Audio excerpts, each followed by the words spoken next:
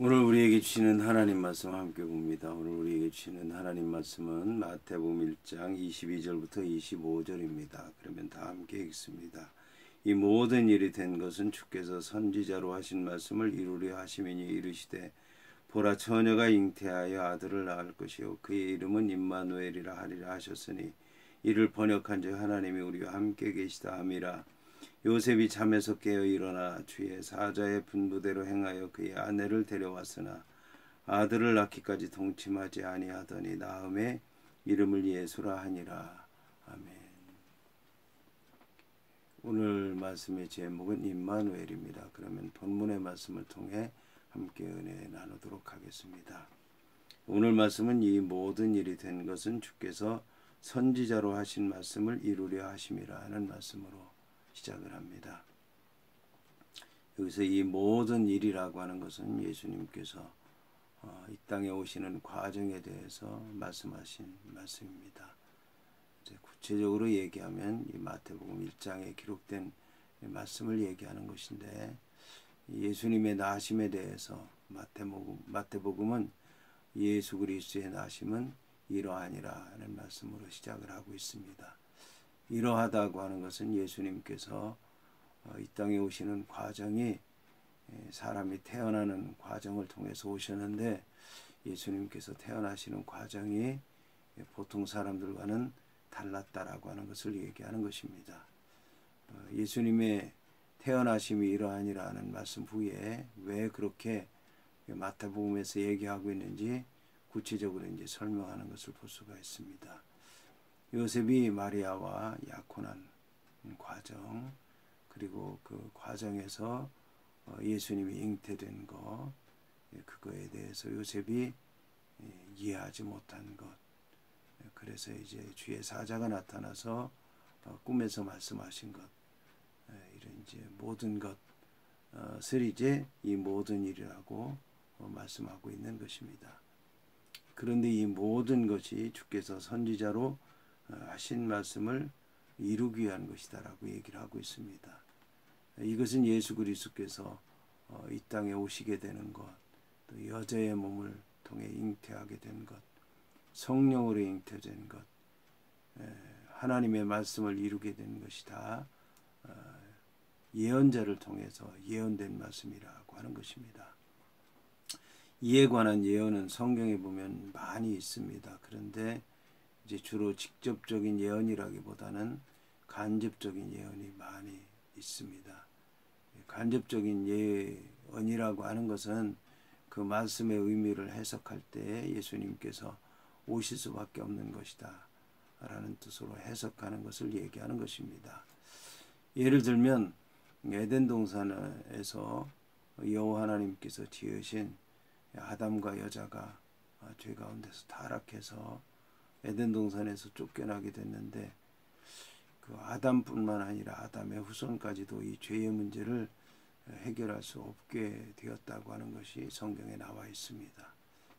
그러니까 이것은 예수 그리스도께서 오셔야 된다, 오실 것이다, 오셔야만 해결이 된다는 뜻으로 해석을 하게 된 것입니다. 이런 식의 해석을 이제 간접적인 예언이라고 얘기하고 있는 것입니다.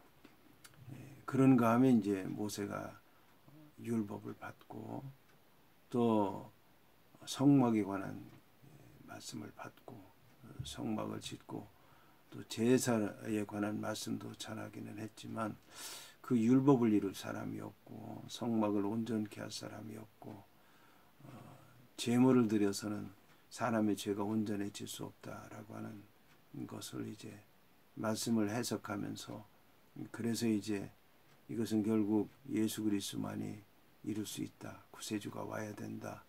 메시아를 보낼 것이다. 라는 식으로 이제 해석을 하는 것. 이것이 바로 이제 간접적인 예언이라고 할 수 있습니다. 그런데 성경에 보면 직접적인 예언도 있습니다. 그 직접적인 예언은 이사야에 주로 나오고 그래서 이제 이사야에 있는 말씀을 신약성경 예수님을 통해서 이루어졌다 하는 뜻으로 이제 받아들이다 보니까 이사야에 예언된 말씀을 많이 인용하는 것을 볼 수가 있습니다. 오늘도 역시 이제 주께서 선지자로 하신 말씀을 이루려 하기 위해서다라고 이제 말씀하면서 이사야에 예언된 예언의 말씀을 전하고 있는 것을 볼 수가 있습니다. 오늘 보라 처녀가 잉태하여 아들을 낳을 것이요 그의 이름은 임마누엘이라 하리라. 이렇게 이제 말씀하고 있는데 이 말씀은 이사야 7장 14절에 나오는 말씀입니다.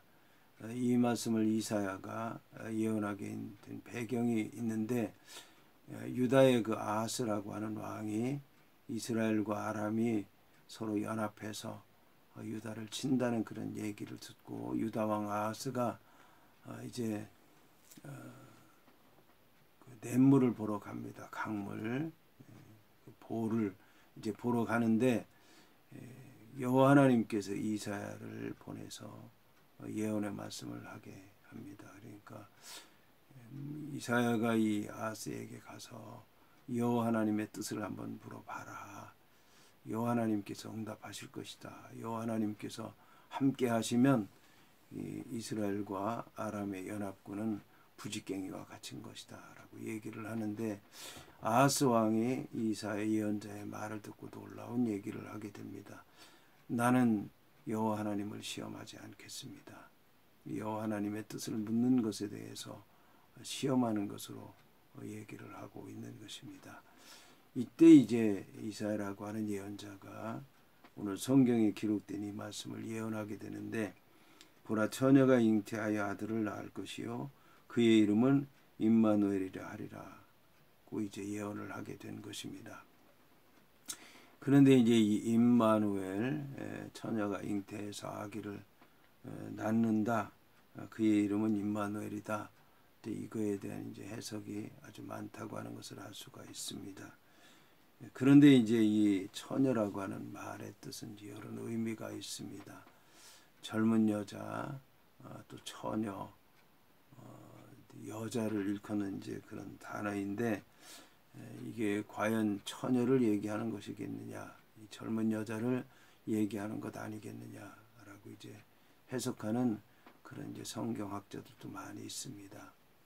하지만 우리가 알아야 되는 것은 그 젊은 여자라고 하는 해서 다 아기를 낳는 것은 아닙니다. 젊은 여자들도 결혼하지 않으면 아기를 낳을 수 없고 결혼해서도 아기를 낳지 못하는 여자들이 많습니다. 하지만 이제 대부분의 젊은 여자들은 결혼하면 아기를 낳게 되는 것입니다. 그런데 이게 결혼한 젊은 여자가 아기를 낳는다는 것에 대해서 얘기한 것이겠는가? 그것은 아니라고 여겨집니다. 젊은 여자가 결혼해서 아기를 낳는 것은 당연시 여겨지는데 그거를 가리켜서 하나님의 말씀이라고 그러고 예언이라고 그러고 메시아라고 얘기할 수는 없는 것입니다. 그래서 처녀가 잉태해서 아들을 낳는다라고 하는 것은 성령의 잉태를 얘기하는 것이고 하나님의 말씀을 이루기 위한 것이고 또 이제 이사야라고 하는 예언자가 주로 예언한 것이 메시아에 관한 예언이기 때문에 이 말씀 역시 이제 예수 그리스도를 향한 예언이다라고 이제 얘기할 수가 있는 것입니다. 여기서 이제 임마누엘의 뜻을 번역했는데 이것은 이제 이 히브리어를 알지 못하는 당시 이제 이방 사람들에게 그 의미를 알리기 위해서 번역한 것 같습니다. 하나님이 우리와 함께 계시다 함이라. 이것이 바로 예수 그리스도께서 이 땅에 오시는 것이 우리와 함께 하기 위한 것이다. 하나님이 함께 하시고 하나님이 역사하시고 하나님이 보내셔서 하나님의 뜻을 이루기 위해서 예수 그리스도께서 이 땅에 오셨다라고 하는 것을 그 얘기하는 것입니다.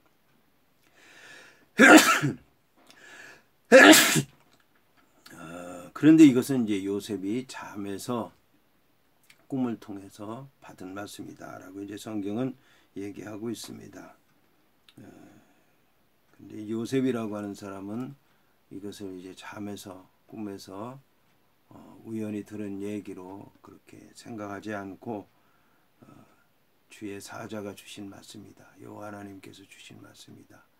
여호와 하나님의 뜻이 있다고 받아들이게 됐고 주의 사자가 분부한 대로 아내에게 갖고 두려워하지 않게 되고 두려워하게 됐다는 데려왔다는 것입니다.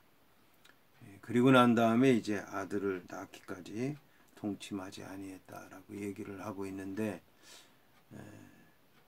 이것은 이제 요셉이라고 하는 사람이 예수를 잉태하고 난 다음에는 마리아와 동침했다는 얘기고, 마리아와 동침해서 아기를 낳을 수 있는 그런 이제 사람이었다라고 하는 것을 얘기하는 것입니다.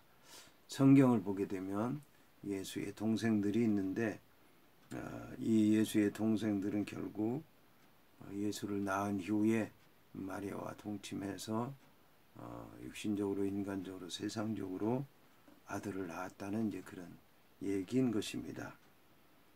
여튼 여기에서 보게 되면 요셉이라고 하는 사람은